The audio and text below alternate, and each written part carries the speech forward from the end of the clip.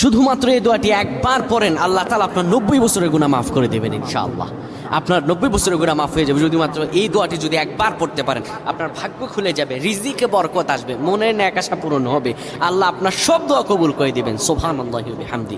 এত ফজিলত, এই দোয়াটা আপনারা শেয়ার করে দিবেন। এই যুবকেরা, আমল না করেও সওয়াব পাবা তোমার একটি শেয়ারে, একটা বাটনে প্রেস করে তুমি সওয়াব পেয়ে যাবা। কারণ তুমি আমল না করো, অন্য কেউ যদি তোমার শেয়ারের বদৌলতে আমল করে সওয়াব তুমি পেয়ে যাবা। নবীজির হাদিস। আমার ভাইয়েরা, আল্লাহর কাছে দোয়া করা, আল্লাহর কাছে দোয়া চাওয়া, এটি হলো মুমিনদের কাজ। আমার আল্লাহ বান্দাকে বলেন, বান্দারে উদউনি আস্তাজিব লাকুম, আমার কাছে চাও, আমার কাছে চাইলে আমি আল্লাহ তোমাকে দিয়ে দিব।